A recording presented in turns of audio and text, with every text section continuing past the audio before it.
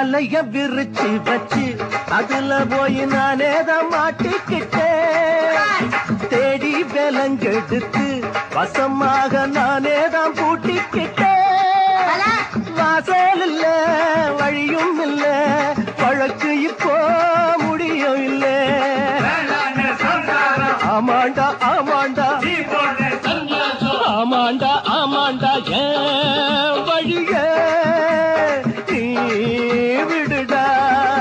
ஒரு முன்னு முடிச்சால முட்டாளான்னு கேளு கேளு தம்பி.